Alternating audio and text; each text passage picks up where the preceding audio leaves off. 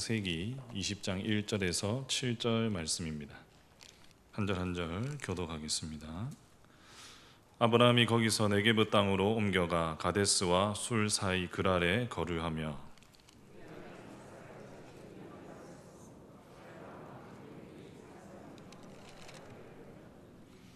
그 밤에 하나님이 아비멜렉에게 현몽하시고 그에게 이르시되 네가 데려간 이 여인으로 말미암아 네가 죽으리니 그는 남편이 있는 여자임이라.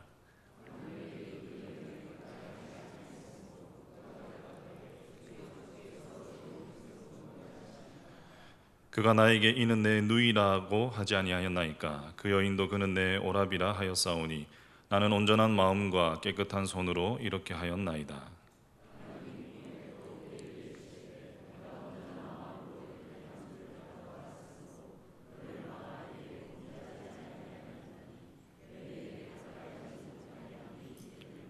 함께 읽습니다.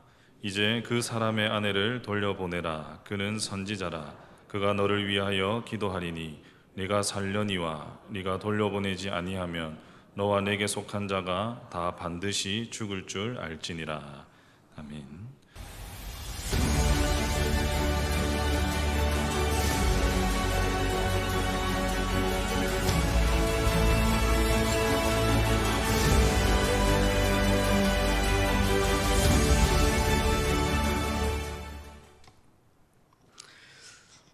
신학대학원에서 학생들 가르칠 때였습니다. 학생들에게 그렇게 과한 과제를 내어주지 않았습니다. 제 과목은 중간고사도 없고 기말고사도 없었습니다. 그냥 중간과제, 기말과제, 그리고 묵상과제가 다였습니다. 그런데도 과제 제출 날짜가 되면 어김없이 문자가 날라옵니다. 교수님 죄송합니다. 급한 일이 생겨서 혹은 교회에 중요한 일이 생겨서 과제를 제때 제출하지 못하게 되었습니다. 조금만 더 시간을 주시면 안 될까요? 그러면 별 수 있나요? 시간을 더 줍니다. 첫 시간 오리엔테이션 때 과제가 늦을 경우에는 반드시 감점이 있다라고 그렇게 엄포를 놓았지만 웬만해서는 감점도 주지 않았습니다. 그런데 참 이상하죠? 한 번 과제를 늦게 제출하는 학생은 다음에도 늦게 제출할 확률이 상당히 높다는 겁니다. 그렇다면 이건 갑작스럽게 일이 생긴 문제가 아니라 그 학생의 라이프 스타일이 그렇다는 겁니다. 그러면 교사의 입장에서는 살짝 불쾌해지기 시작합니다. 한 번 잘못한 것과 같은 잘못을 두 번, 세 번 반복하는 것은 이건 완전히 다른 이야기죠. 같은 잘못을 범하는 사람에게 우리는 상습범이라는 딱지를 붙입니다. 그리고 그의 진위와 더 나아가서는 그의 인격마저도 의심을 하게 됩니다. 창세기 20장에서 만나는 아브라함은 상습범입니다. 소돔과 고모라의 심판이 있은 후에 아브라함은 헤브론의 마므레 상수리 숲을 떠나서 아마 목초지를 얻기 위해서 이동을 했는지도 모르겠습니다. 남쪽으로 이동을 합니다. 그렇게 네겝으로 이주한 아브라함은 다시 가데스와 술 사이 지방에 있는 거기 잠시 머무르다가 그랄 지방으로 올라가서 거기서 잠시 체류를 하게 됩니다. 그때 아브라함에게 한 가지 큰 고민이 생깁니다. 뭐냐면 그것은 미모의 아내 사라를 세상 권력자에게 빼앗기지 않을까. 아울러 고대 사회에서는 일단 자기 지역을 벗어나면 신변 보장을 못 받는데 혹시 자기가 죽게 되지는 않을까, 이런 두려움이 물밀듯이 밀려오는 겁니다. 그러니까 아름다운 아내를 모시고 산다는 것이 언제나 축복만은 아니구나, 그런 생각이 들 때가 있습니다. 사람들은 위기에 봉착하면은 지난날 어려운 상황에서 하나님께서 나를 어떻게 도우시고 간섭하셨는가, 그것이 먼저 떠오르지 않습니다. 대신 인간적으로 이 문제를 어떻게 풀 수 있을까, 그 방법이 먼저 떠오릅니다. 결국 아브라함은 애굽에서 한번 써먹었던 해묵은 그 카드를 다시 끄집어댑니다. 사라를 여동생이라고 속이는 겁니다. 아마 많이 망설였을 것이라고 저는 생각을 합니다. 처음보다 훨씬 더 부끄러웠을 겁니다. 이처럼 아브라함이 어설프게 나오니까 그랄 왕 아비멜렉은 사람을 보내어서 사라를 데리고 그리고 궁으로 가버립니다. 약간 짜증이 나기 시작합니다. 여기서 잠시 격가지를 하나 치자면, 애굽에서 바로가 그때는 사례죠. 사례를 데려갈 때 그 사례의 나이가 65세였습니다.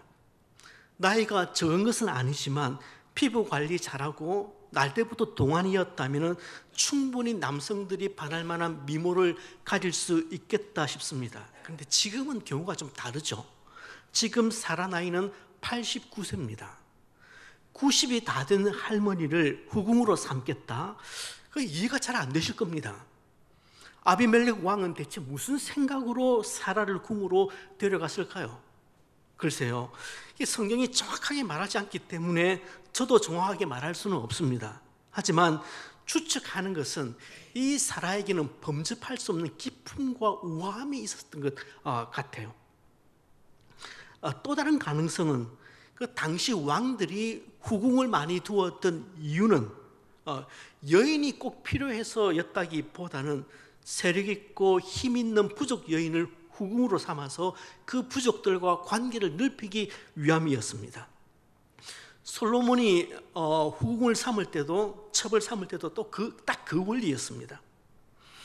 이슬람의 창시자인 마호멧도 78명의 첩을 두었다고 그렇게 나오는데, 그 나이가, 그 첩들의 나이가 적게는 8살부터 많게는 72세 된 첩이 있었다고 그렇게 이야기를 합니다.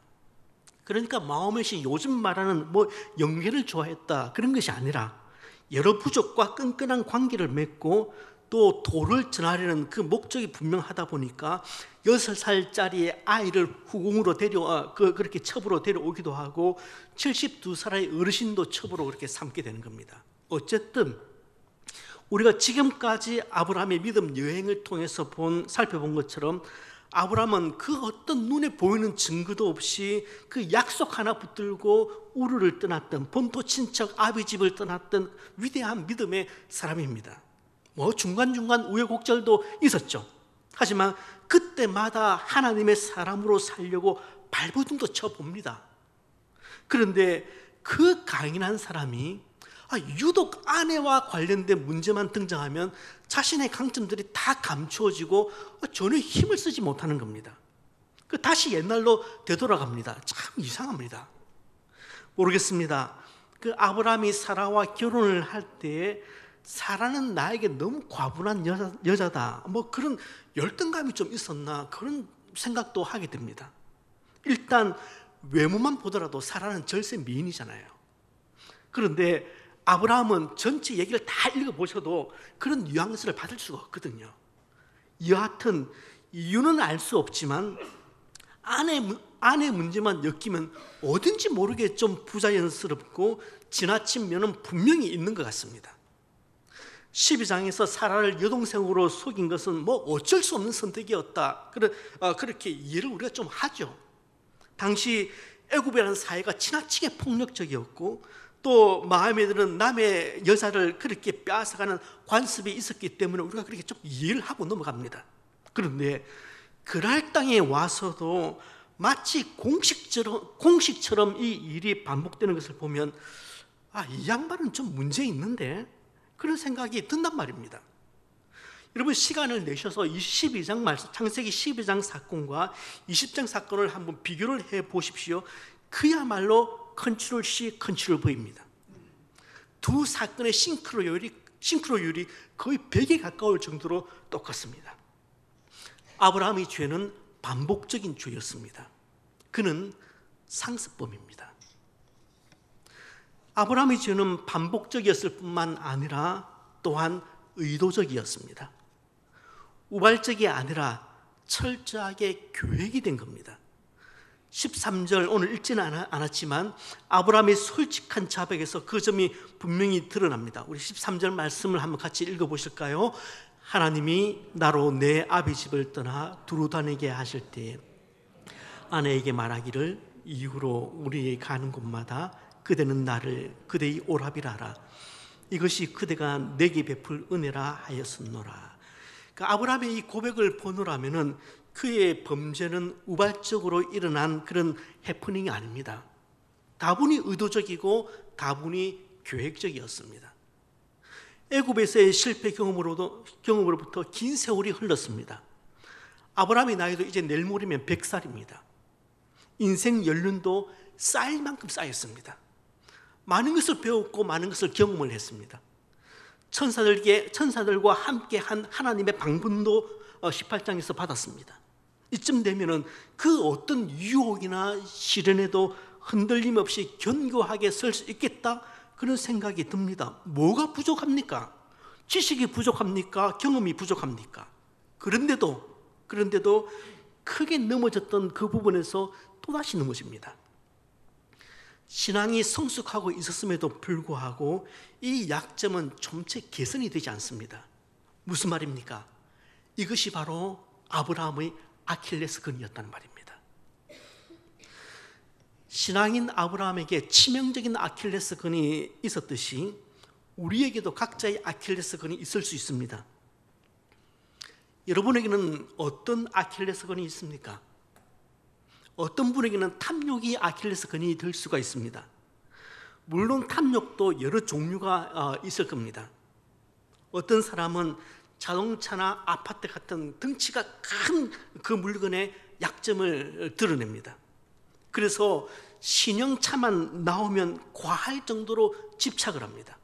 그래서 분수에 맞지 않게 자꾸만 차를 교체를 합니다. 그런가 하면 또 어떤 사람은 화장품이나 목걸이, 머리핀 같은 그 액세서리에 그런 작은 것에 맥을 못 추는 분들이 계십니다. 그런 작은 액세서리에 유달리 관심이 있으신 분은 예쁜 머리핀을 그렇게 꽂은 집사님이 앞에 앉으면 그날 예배는 그 순간 다 날아가 버립니다. 예배 드리는 한 시간 내내 앞에 앉은 집사님의 머리핀만 바라보고 있습니다. 이쁘다. 어디서 샀을까? 나도 하나 사고 싶은데 물어볼까? 그럼 좀 자존심 상하는데? 그러면서 예배가 끝납니다. 어떤 분에게는 탐식이 아킬레스건일 수 있습니다. 청나라 말기 때 서태후는, 청나라의 3대 악녀라고 하죠. 이 서태후는 한 끼에 128가지 이상의 음식을 차려서 먹었다고 합니다. 어떤 데는 150가지라고도 그렇게 말을 하기도 하는데, 그녀는 엄청난 대식가이면서 미식가였다고 합니다. 아주 곤란한 케이스죠. 그렇다 하더라도 어떻게 그 많은 음식, 아무리 대식가라 할지라도 어떻게 그 많은 음식을 먹을 수가 있을까? 첫 번째는 관상용 음식을 차렸다고 합니다. 그래서 보기 좋은 음식을 잔뜩 차리는 겁니다. 그러면서 식욕을 돋구는 겁니다. 두 번째는 냄새만 좋게 나는 음식을 차렸다고 합니다. 그렇게 식욕을 자꾸 돋군 다음에 그리고 나서 식사를 했다고 합니다. 여러분, 열왕기상 4장을 보시면 솔로몬 왕이 하루에 소비했던 음식의 양이 나옵니다. 제가 솔로몬 왕의 식사 음식 리스트를 한번 읽어드릴 텐데 놀라지 마십시오. 고운 밀가루가 30가마 하루치입니다. 굵은 밀가루가 60가마, 살찐 소가 10마리, 송아지가 20마리, 양이 100마리, 그 외에도 수십 마리의 수사슴, 그리고 암사슴, 노루, 새 등이 있었다고 얘기를 합니다. 글쎄요, 이런 삶을 부러워하실 분도 계시겠지만 하나님 앞에서 서보면 이건 좀 끔찍하지 않나, 그런 생각이 듭니다. 여러분, 솔로몬 왕은 적어도 소명교회는 발도 못 붙입니다. 왜냐하면 우리는 식사 70%의 변개치 못하는 룰이 있기 때문에 그렇습니다. 제가 조금 더 서죠. 한 80%. 하나님께서 우리에게 먹는 즐거움을 주셨지만 저는 지금 우리 시대의 먹방은 저는 죄라고 생각합니다. 왜냐하면 성경은 음식을 단순히 먹는 것으로 다루지 않습니다.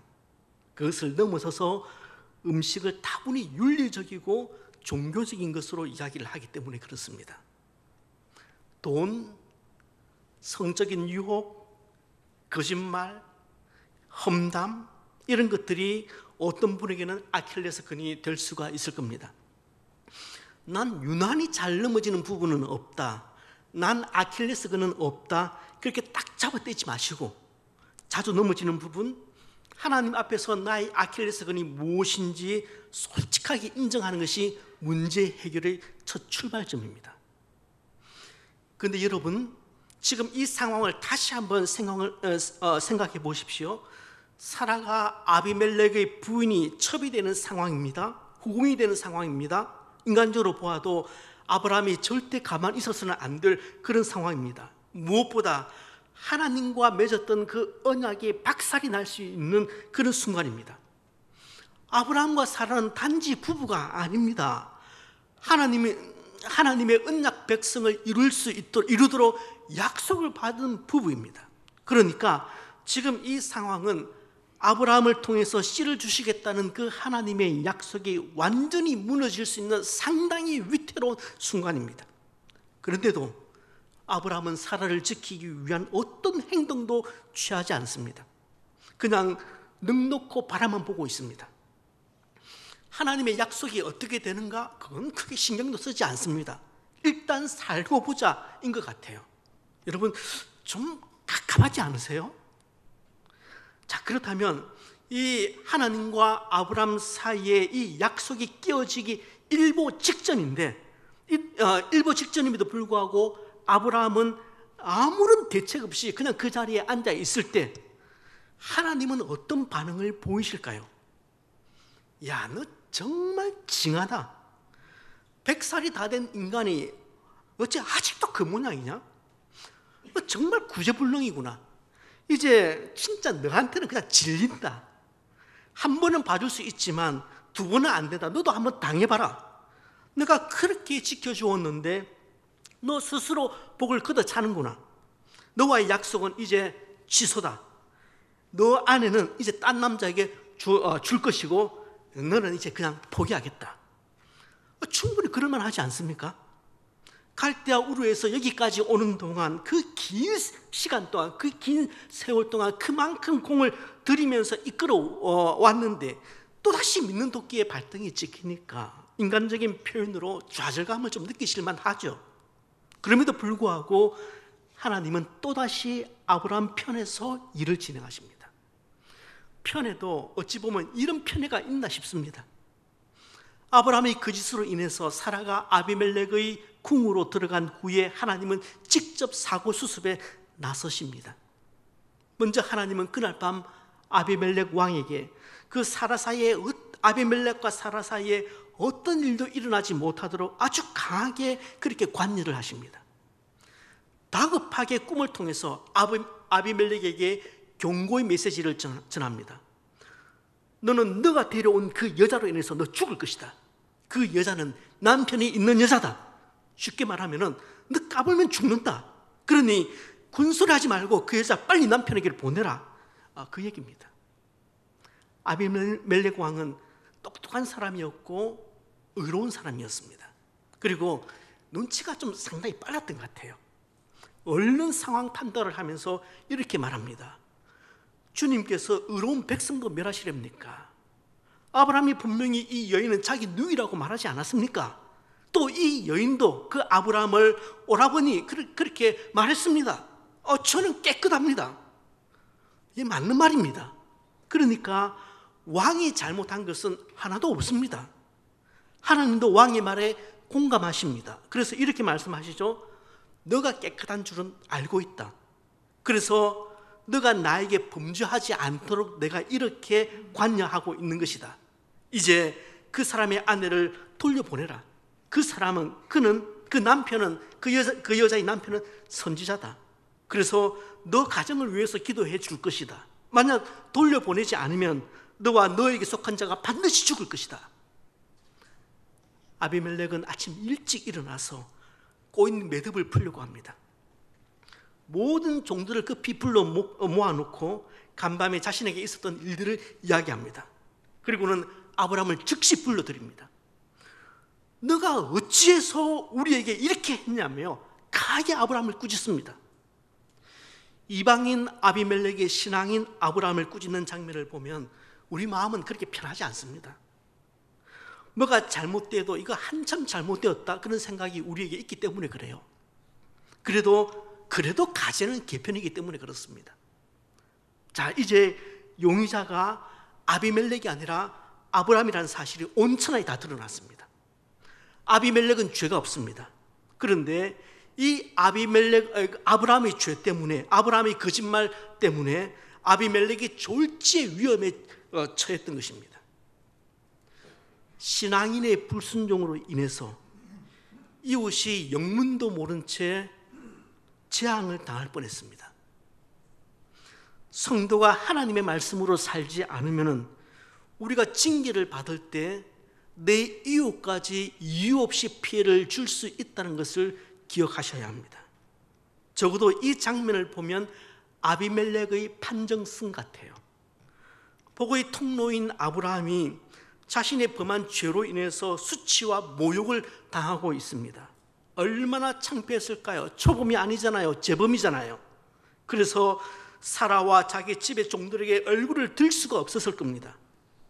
누가 이방인이고 누가 신앙인인지 오늘 성경 창세기 20장에 그 이름에 보도록 그렇게 가려 놓았다면 우리는 이 성경을 읽으면서 분명히 실수했을 겁니다. 그런데 여기 한 가지 심각한 문제가 발생합니다. 뭐냐면 지금 사라는 아비멜렉의 그 궁에서, 그 집에서 어쨌든 하루는 자고 나왔거든요.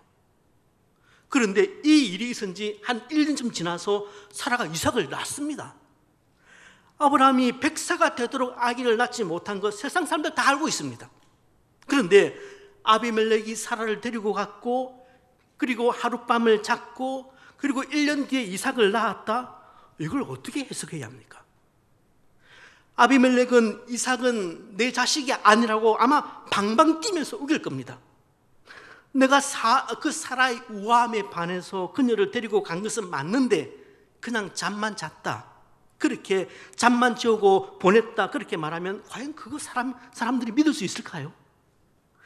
이삭이 아비멜렉의 아이인지 혹은 아브라함의 아들인지 어떻게 증명할 겁니까? 유전자 검사를 받으면 됩니까? 처녀가 애를 낳아도 할 말이 있다고는 하지만 주위 사람들이 볼 때에 뭔가 의심의 연기가 솔솔 피어오르지 않습니까?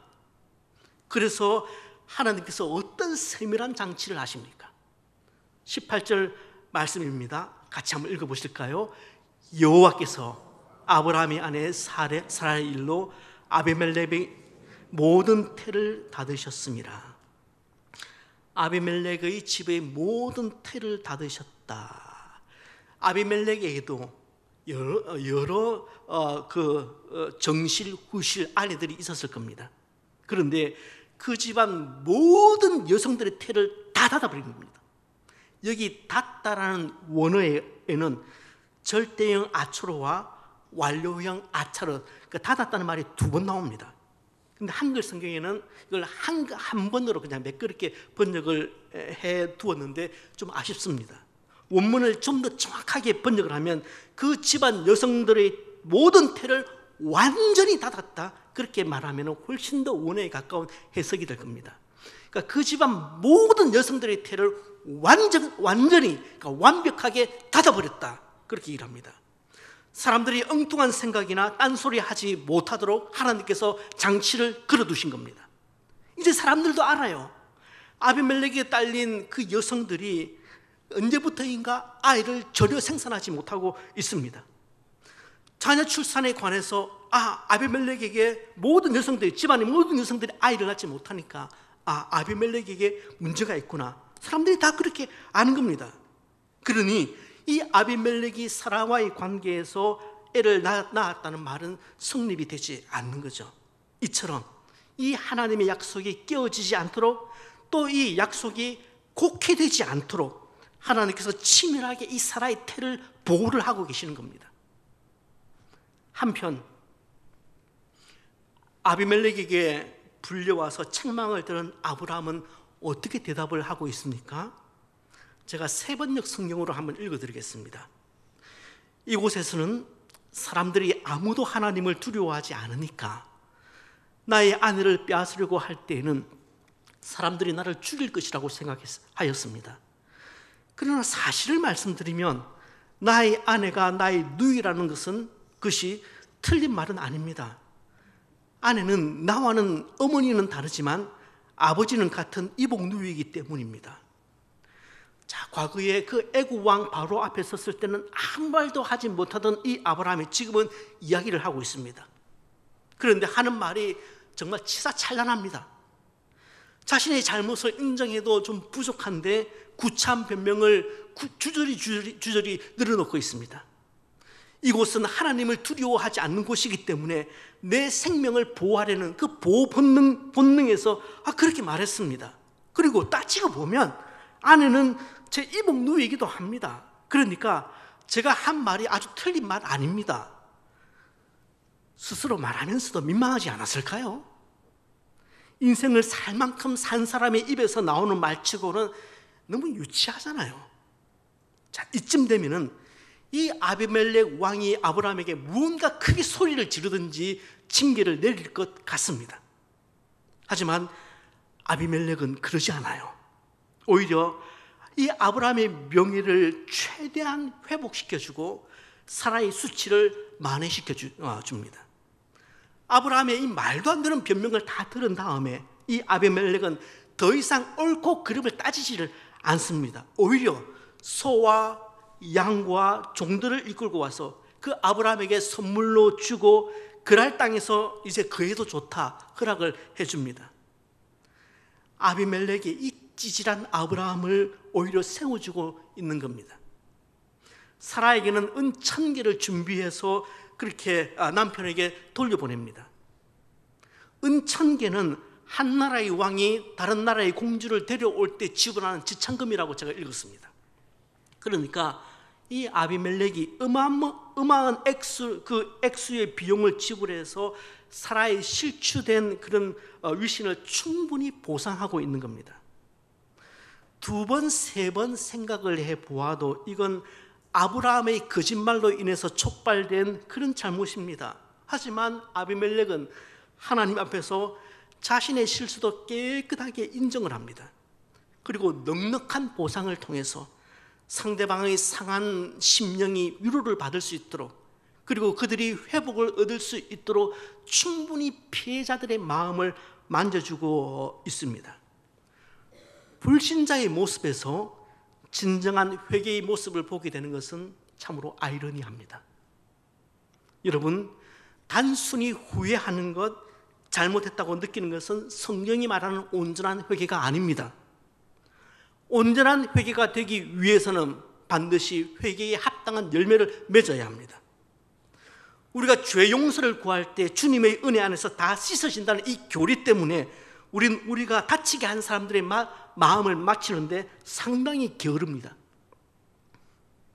그것까지 내가 해야 돼? 그렇게 생각을 해요. 그러면서 내미는 궁색한 말이 하나님께 회개하고 용서를 받으면 다 된 거지, 그런 말을 합니다. 여러분, 하나님께 회개하고 용서를 받으면 다 되었다고 하는 것은 기독교가 아닙니다.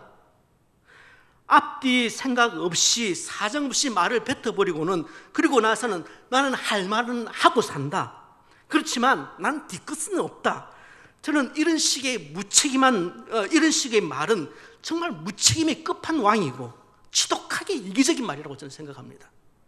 그 옆에 있는 사람들이 이 말을 듣고 얼마나 큰 마음의 상처를 받았는데요. 말을 뱉는 데는 10초도 걸리지 않습니다. 그러나 그 말을 듣고 그 받은 상처를 회복하는 데는 3년이 넘게도 걸릴 수 있단 말입니다. 그런데도 나는 하나님께 죄를 고백했다, 그리고 하나님께 용서함을 받았으니까 다 된 거다, 그렇게 말하는 사람은 정말 나쁜 신앙인입니다. 내가 형제에게 상처를 주었다면 1차적으로 하나님께 용서를 구해야 합니다. 하지만 동시에 그 형제 자매에게 충분히 사과하고 나로 인해서 받은 상처가 잘 아물 때까지 위로해야 합니다. 금전적인 피해를 입혔다면 삭개오처럼 보상하고 예의를 표해야 합니다. 그것이 바로 형제에게 죄범한 사람이 맺어야 할 회개에 합당한 열매입니다. 가족에게 상처를 입히는 사람도 있습니다. 말로는 말할 것도 없지만 심지어 신앙인 가정 안에서 폭력이 일어나는 경우도 있습니다. 제가 섬겨왔던 교회는 다 있었습니다. 예전에는 가정폭력의 가해자가 거의 남성들이죠. 그런데 지금은 매 맞는 남자들이 상당히 많아졌죠. 혹시 배우자가 나에게 폭력을 행사하면 절대 그냥 넘어가지 마세요. 한 번, 두 번 그냥 넘어가고 그렇게 살아주니까 그래도 되는 줄 알아요. 폭력은 상대방의 인격을 밟는 행위입니다. 절대 그냥 넘어가지 마세요. 폭력을 행사해놓고 여보 미안해 나중에 그러면요 단번에 용서해 주지 마세요. 분명히 눈을 부아리면서 말을 하세요. 소나 양 가지고 오면 내 용서해 준다. 아비멜렉처럼 소나 양 가지고 오면 내 한번 생각해 볼게. 그냥 넘어가니까 자꾸 맞는 겁니다. 왜냐하면 때리는 건요 병이거든요. 그러니까 소 사올 때까지 절대 같이 살지 마십시오. 제가 목회하면서 깨달은 것 있습니다. 알코올 중독, 상습, 폭행 이 병은요 야 이거 진짜 안 고쳐진다. 저 뼈저리게 느꼈습니다. 여러분 제가 이혼을 조장하는 것 아닙니다. 남의 명예와 인격을 밟는 것을 함부로 생각하지 말자는 겁니다. 심지어는 나랑 가장 가까운 배우자, 자녀들의 인격을 밟는 것을 함부로 생각하시면 안 됩니다. 그렇다면 내가 상처를 준 형제 자매에게 회개에 합당한 열매를 맺고 있는가? 우리 자신을 한번 찬찬히 돌아다 보십시다. 이런 면에서 이방인 아비멜렉의 신자인 우리들을 너무 부끄럽게 만들고 있습니다. 사실 이 아비멜렉의 행동과 아브라함의 행동이 너무 대비가 되어서 독자들이 어리둥절해집니다. 정말 창세기 20장에서는 아브라함이 주인공이 아니라 이방인 아비멜렉이 주인공 같아요. 그런데 믿음의 조상이라고 불리는 이 아브라함보다 아비멜렉이 훨씬 더 커 보이는 이 현상 속에서, 이 현장에서 하나님이 다시 아브라함을 세워주고 계십니다. 우리 마음을 참 감동시키는 구절이 하나 있는데요. 7절 말씀인데 우리 읽었지만 다시 한번 같이 읽도록 하겠습니다. 이제 그 사람의 아내를 돌려보내라. 그는 선지자라. 그가 너를 위하여 기도하리니 내가 살려니와 내가 돌려보내지 아니하면 너와 내게 속한 자가 다 반드시 죽을 줄 알지니라. 이제 그 사람을 돌려보내라. 그 다음에 무슨 말이 나옵니까? 그는 선지자라. 그는 선지자다. 여러분 저 같으면 아브라함 보고 이렇게 말했을 것 같아요. 네가 선지자야? 네가 믿음의 조상이야? 오늘부로 믿음의 조상 사표 내. 그렇게 말하고 싶습니다. 사실 하나님이 아비멜렉 앞에서 아브라함을 하나도 도와주시지 않아도 아브라함은 할 말 없습니다. 아니 양심이 있다면 무슨 말을 하겠어요? 그러나 하나님은 여전히 아브라함의 반복적이고 다분히 의도적인 이 범죄에도 불구하고 오히려 아브라함의 면을 세워주십니다. 아비멜렉에게 이렇게 얘기를 해요. 내가 볼 때 아브라함이 많이 모자라 보일지 모르겠다. 근데 아브라함은 내 선지자다. 내 일꾼이야. 그가 너를 위하여 기도해 줄 텐데 그러면 지금 너에게 있는 그 문제 다 해결될 거다. 그러니 아브라함 우습게 보지 마. 그런 말씀이시죠. 하나님의 은혜입니다. 필립 얀 씨는 제가 참 좋아하는 기독교 작가 중에 한 분입니다.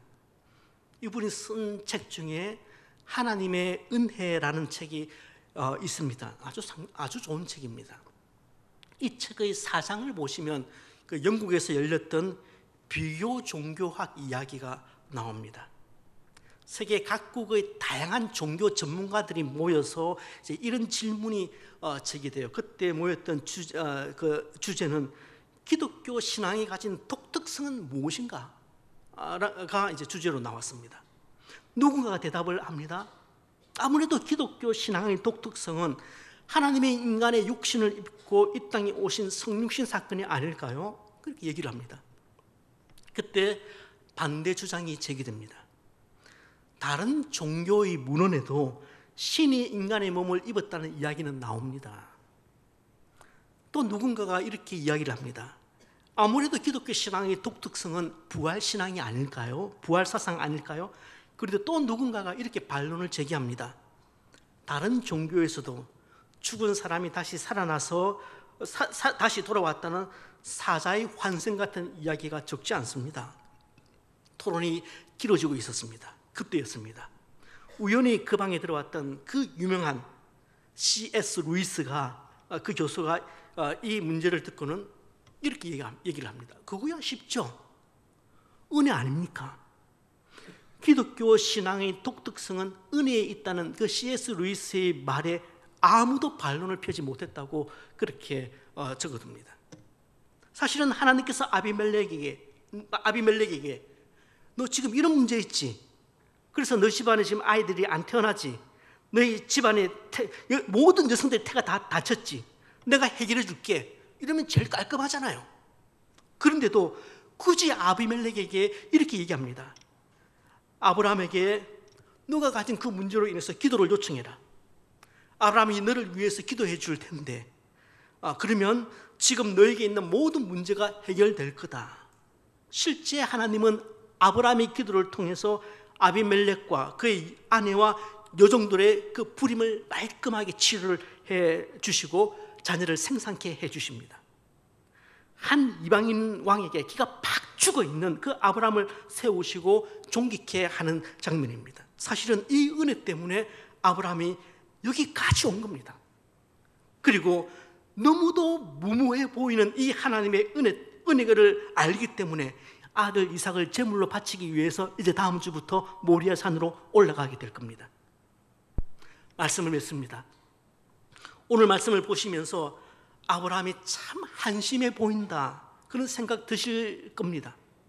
그런데요, 아내를 자기 누이라고 속이는, 여동생이라고 속이는 이 실망스럽고 죄질이 무거운 이 거짓말, 이 반복된 거짓말이 몇 년 만에 반복되었는지 아십니까?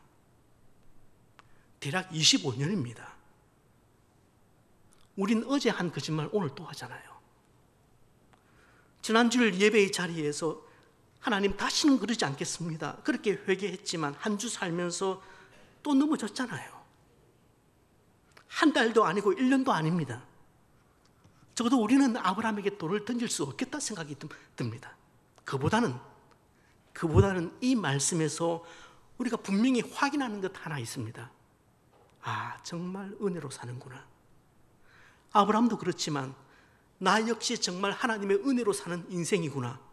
하나님이 행위대로 그렇게 판단하셨다면, 벌하셨다면, 잘못을 범하는 족족 나를 벌하셨다면 난 끝장나도 벌써 끝장났겠구나. 그런 생각이 드실 겁니다. 어쩌면 오늘 이 예배의 자리에 나오실 때도 처음 용서를 구하는 기도를 하려니까 참 계면적었던 분 계실 수 있습니다.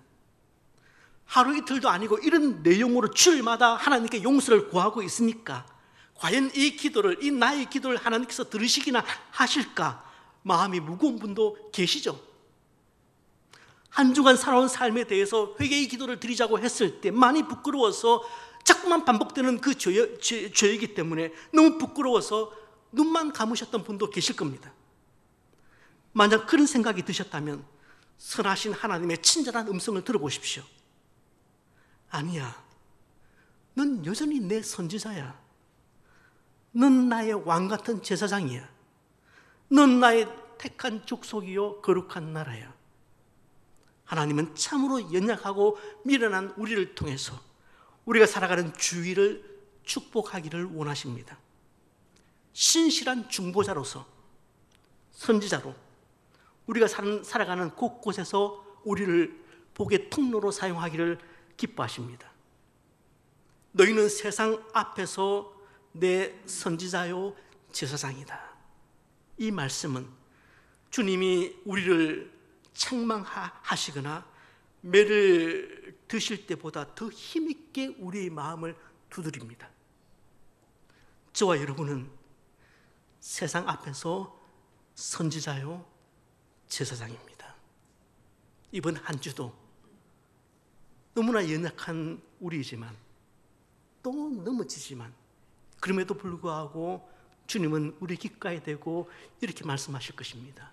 너는 내 선지자다. 너는 내 일꾼이다. 너는 내 아들이다. 너는 나의 제사장이다. 그렇게 말씀하실 겁니다.